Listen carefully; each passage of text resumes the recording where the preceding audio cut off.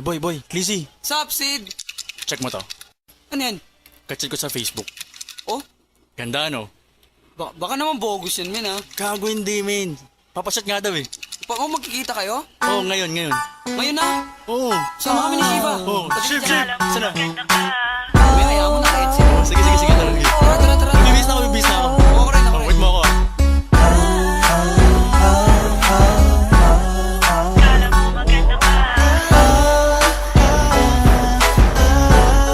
Kala mo maganda ka. Kala mo maganda ka. Ayoko sa'yo, kala mo maganda ka. Nung lumapit ka sa akin, parang kakaba-kaba. Ginulat mo si Shiva, ginulat mo si Skasta. Nagulat din ako nung sinabi mong kamusta. Ha? Sino ka? Ako yung kausap mo. Napapikit ako kasi akala ko multo. Ang kapal pa ng foundation, lipstick at pulbo. Nung lumapit ka sa akin, bigla ko naubo. Shiva, sino to? Yan yung nasa Facebook. Clizzy, sino to? Gago yan yung nasa Facebook. Yan ba yung nasa Facebook? Akala ko hindi. Ibang iba kasi pre, kala ko matindi. Hindi mapakali, sa kanya diring-dire. Mga picture niya sa Facebook, yung pala piling-pili. Kahit gamitan ng 360, di ka na si sexy. Yung western mo pala kasi ay doble na ng 20.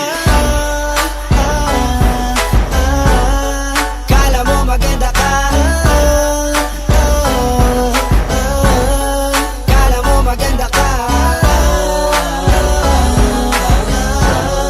Kala mo maganda ka. Kala mo maganda ka.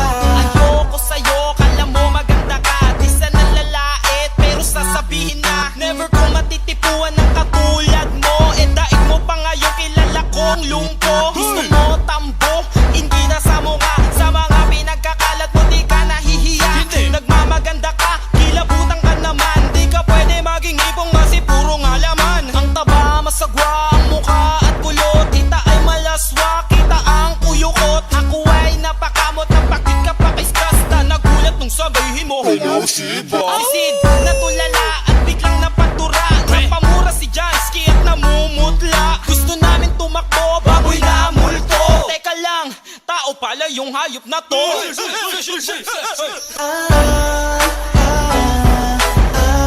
Teka lang. O bakit? Sasabihin pa ako. O sige. Oh miss, lumayo ka nga sa akin. Masyado ka nang madikit. Di mo ba napapansin? Daig mo ang unggoy. Kung makayapos ka, hindi ka ba nahihiya? O sadyang ubus na?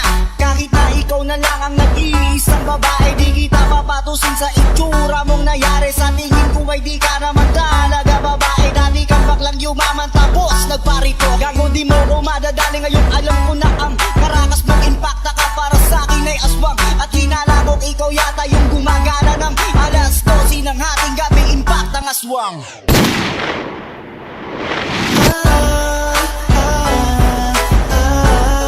Kala mo maganda ka. Kala mo maganda ka. Kala mo maganda ka. Kala mo maganda ka.